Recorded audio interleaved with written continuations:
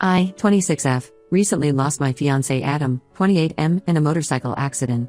This happened just over a month ago, and I'm still struggling to process everything. We had been together for 5 years after meeting in our final year of college. He was studying engineering while I was completing my teaching degree. We clicked instantly, both of us were driven, shared similar values, and dreamed of building a life focused on helping others. We got engaged 6 months ago in the most beautiful way. He proposed during our morning hike, saying he wanted every sunrise of his life to be with me. We lived in a beautiful apartment in a nice area of the city. I actually found this place 3 years ago when I started my first teaching job. The location was perfect, close to my school and walking distance from the local park where Adam and I spent countless evenings. The rent was surprisingly affordable because I knew the building manager through a family friend. I signed the lease myself and lived alone for the first year. Adam moved in 2 years ago when he got a job at a nearby firm, and we split all expenses equally since then. Some background about Adam's family: his parents divorced when he was 12. His mom Sarah remarried quickly to a wealthy businessman, and they had his half-sister Emma, 24F, shortly after. Emma is currently 7 months pregnant with her first child. Adam's dad never remarried and sadly passed away during Adam's second year of college. He left Adam some inheritance, which Adam used partly for his education and partly invested for our future together. Adam was always closer to his dad. I think it was because his mom Sarah changed completely after remarrying. She became obsessed with social status and maintaining a luxury lifestyle. Adam told me stories about how she would criticize him for choosing engineering over business school, saying he was wasting his potential on a middle-class career. Emma, on the other hand, was groomed to follow in their stepdad's footsteps. She went to an expensive private university and now works at a prestigious finance firm, though from what Adam told me, her stepdad's connections played a big role in getting her that position. Sarah never approved of me. From the moment Adam introduced me at a family dinner 4 years ago, she made it clear I wasn't what she had in mind for her son. She would make subtle digs about my career choice, saying things like it must be so rewarding to be a teacher, even if the pay is barely above minimum wage, or Emma's bonus this quarter was probably more than your annual salary. Adam always defended me and maintained firm boundaries with his mom, which only made her dislike me more. Emma wasn't openly hostile like her mom, but she wasn't friendly either. She would exclude me from sister-in-law shopping trips and family events, only inviting me when Adam explicitly asked about me. When we announced our engagement, Sarah and Emma's congratulations felt forced. They didn't even offer to help with wedding planning, though they threw a massive party when Emma announced her pregnancy 3 months ago. After Adam's accident, everything changed. Sarah started visiting frequently, supposedly to check on me. At first, I thought she was trying to mend fences, united in our grief for Adam. I should have known better. Last week, Sarah showed up with Emma for one of these visits. After some awkward small talk about how I was coping, they dropped their real reason for coming. Sarah started talking about how this apartment must feel too big for just one person, and how Emma was struggling to find a suitable place to start her family. Then came the bombshell: they wanted me to give up the apartment to Emma and her boyfriend. Their justification? Since Adam was gone, I had too much space in what Sarah called their son's apartment, completely ignoring the fact that the lease was in my name. They said Emma needed a nice place before the baby came, and this apartment was perfect since she was familiar with the neighborhood. When I refused, saying I wasn't ready to move and this was my home with Adam, Sarah got angry. She accused me of being selfish, saying I was denying her grandbaby a good home. She even had the audacity to say Adam would have wanted his sister to have the apartment and you need a fresh start anyway, all these memories will only hold you back. I was shocked at their insensitivity. It had barely been a month since I lost the love of my life, and here they were, trying to take away our home. They kept pressuring me, saying Emma was too exhausted to apartment hunt while pregnant. Sarah even suggested I could stay temporarily while looking for a smaller place, as if she was doing me a favor by letting me stay in my own apartment. After they left, they started calling and texting constantly, sending other family members to reason with me. Emma's boyfriend even showed up one evening, talking about their nursery plans for what would be their baby's room, the room that still had Adam's clothes in the closet. I couldn't handle their harassment anymore. I packed some essential items and went to stay with my grandpa George. He's been my rock since losing my parents in a car crash when I was 16. He raised me through my teenage years and helped put me through college. When he asked why I suddenly showed up with my bags, I broke down and told him everything. What happened next was completely unexpected. My grandpa got furious, not just regular angry, but a cold, quiet fury I'd never seen before. It turned out he had been financially supporting Sarah's family business for years through his investment firm.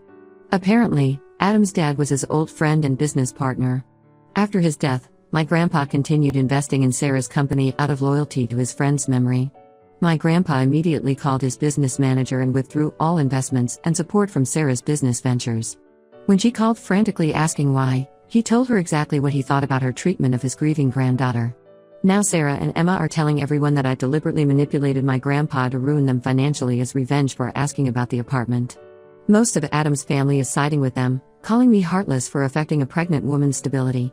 They're saying I should have just said no to the apartment request instead of vindictively going after their livelihood. But I never asked my grandpa to do anything. I was just sharing what happened because he asked why I was upset.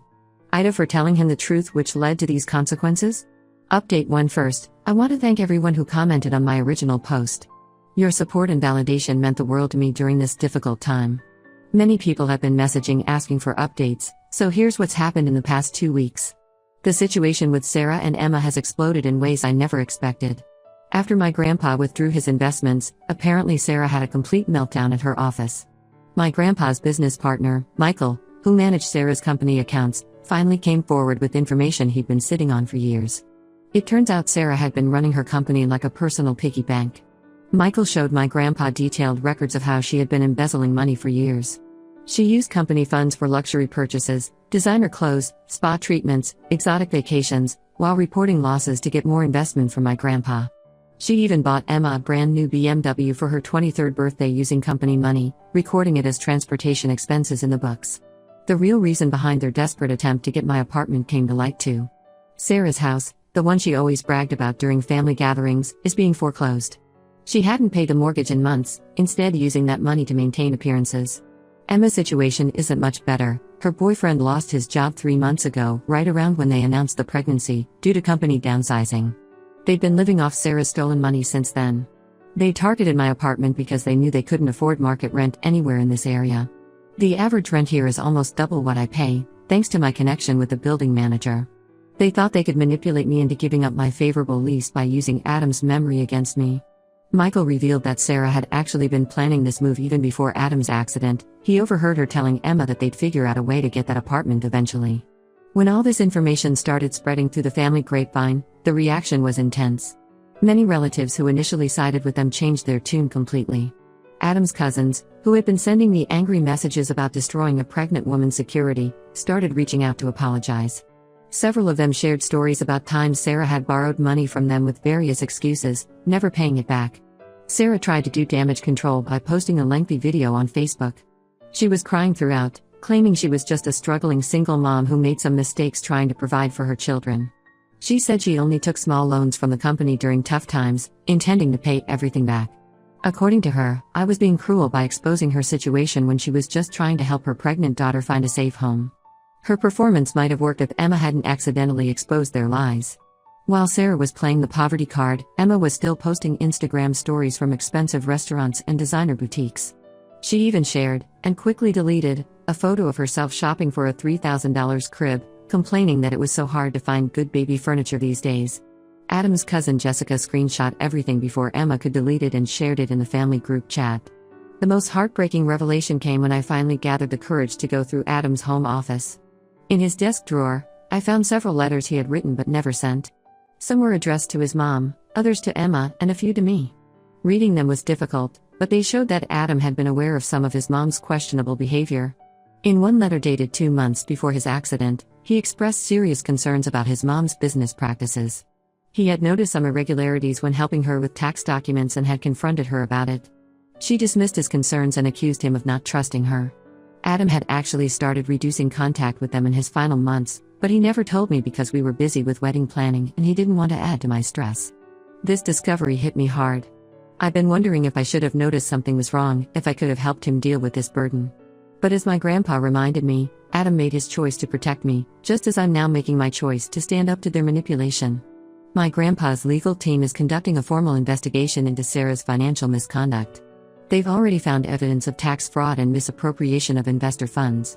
Sarah tried to negotiate last week. She sent a message through Emma's boyfriend offering to let me keep the apartment if we dropped the investigation. The audacity of offering me my own apartment as a bargaining chip just made my grandpa more determined to uncover everything. I'm still staying at my grandpa's house for now. The apartment feels too empty without Adam, but I'm not giving it up. Not because they want it, but because it's where Adam and I built our life together.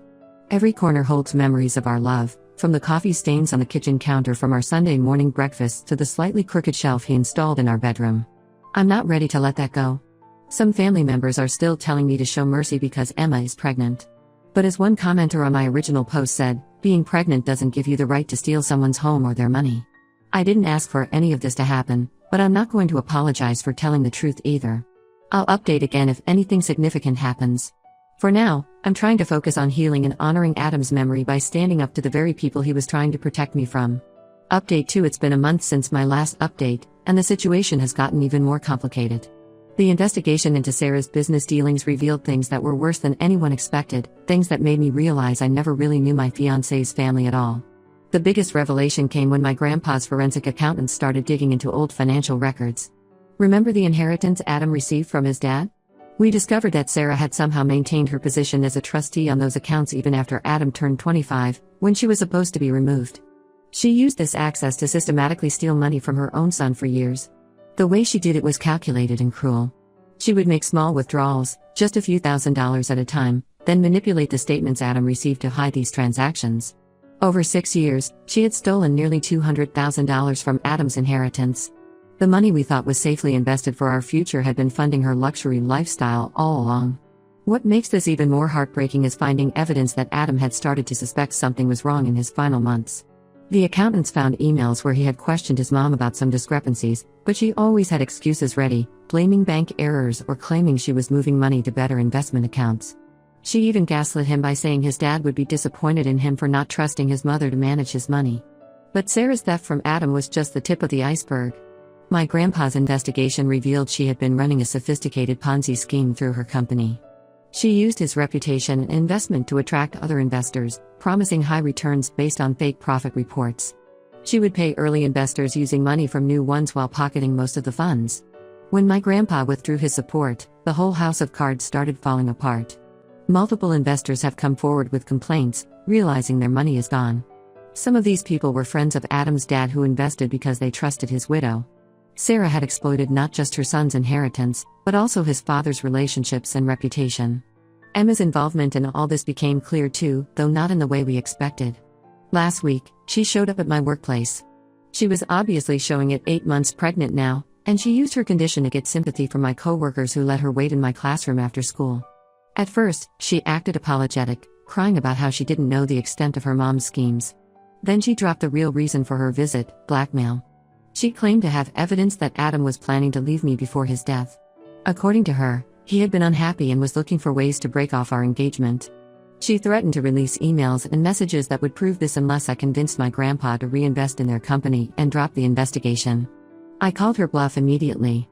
I knew Adam better than anyone, and we had been planning our wedding just days before the accident. When I demanded to see this evidence, Emma broke down and admitted everything was a lie. She begged me not to tell anyone about her blackmail attempt because it would stress the baby. The desperation in her voice was pathetic. She really thought she could manipulate me with fake threats about the one person who had always been honest with me. The day after Emma's failed blackmail attempt, Sarah and Emma disappeared. They abandoned their luxury cars at the airport, leaving behind a mess of unpaid bills and angry investors. Adam's Aunt Nancy called me yesterday to say she'd found boxes of Adam's childhood photos and memorabilia in Sarah's house, things she had kept from us, claiming they were lost during their moves. Nancy brought everything to me, including Adam's baby albums and his dad's old journals. Going through these memories has been bittersweet. There are so many photos of Adam with his dad, both of them smiling and happy before Sarah's remarriage changed everything. His dad's journals reveal he had concerns about Sarah's materialism and its influence on their children, but he died before he could protect Adam from her financial abuse. The apartment feels emptier without Adam, but somehow I feel closer to him now. Understanding what he was dealing with in his final months, how he tried to protect me from his family's toxicity while struggling with his own doubts about his mother, it makes me even more certain that standing my ground was the right thing to do. Most of Adam's extended family has now apologized to me, realizing they enabled Sarah's behavior for years by always believing her lies. His cousin Mark, who works in banking, is helping the investigation by providing records of suspicious transactions he had noticed but never reported because Sarah always had convincing explanations. The apartment that Sarah and Emma tried to take from me has become a symbol of truth prevailing over manipulation. My grandpa says Adam would be proud of me for not giving in to their emotional blackmail, and for the first time since this all started, I truly believe that. Update 3. It's been 3 months since everything first happened, and life is slowly finding a new rhythm, though not necessarily a comfortable one yet. I still miss Adam every day, but I'm learning to carry his memory in a way that gives me strength rather than just pain. Sarah and Emma were finally located living in a small town 2 states over. They had been staying with a distant relative who didn't know about the situation. Emma had her baby last week, a little girl. Several family members, including Adam's Aunt Nancy, have been trying to guilt-trip me into dropping the charges. They keep saying things like the baby shouldn't suffer for its mother's mistakes and family should forgive family. What they don't understand is that Sarah and Emma stopped being family the moment they tried to exploit Adam's death for their gain. The investigation has revealed even more shocking details. Sarah had apparently been planning to sell my apartment lease to another family for a hefty transfer fee, even though she had no legal right to do so. My landlord showed me emails where she had posed as me, trying to get information about lease transfer policies. She had even created a fake email address similar to mine. Thankfully, my landlord knew better and contacted me directly about these suspicious inquiries. I'm still teaching at the same school, but I've also started something meaningful in Adam's memory. Going through his things, I found a draft of an essay he had written about losing his dad young and how education had helped him cope. Inspired by this, I started a small scholarship fund in Adam's name for students who lost parents. The first scholarship will be awarded next semester. My students have been incredibly supportive, with some even organizing a fundraiser to contribute to the fund. Last week, while organizing Adam's home office, I found a hidden compartment in his desk drawer. Inside was a sealed envelope with my name on it, dated just 2 days before his accident. It contained his plans for our proposal, not the one he had already done, but a second one he was planning for our wedding day. He wanted to propose again at the altar, with new rings he had designed himself, symbolizing our journey from engagement to marriage. Along with the ring designs was the most beautiful letter about our future together. He wrote about the family we'd build, the adventures we'd have, and how every day with me made him a better person.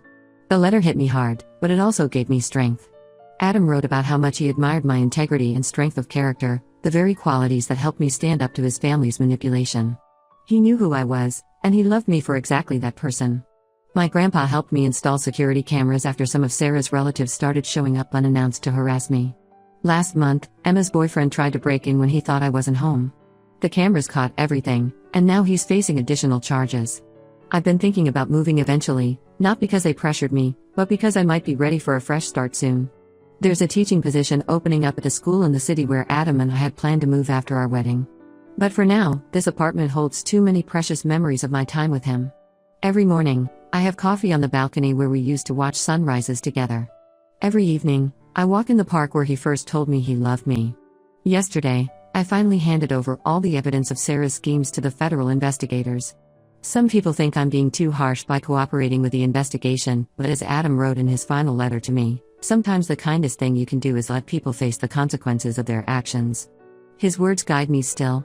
Sarah recently tried to reach out through her lawyers, offering a settlement if I'd testify in her favor. I declined. No amount of money could make me dishonor Adam's memory by helping cover up his mother's crimes. My grandpa says I'm stronger than he ever imagined, but I think I'm just trying to be the person Adam always knew I could be.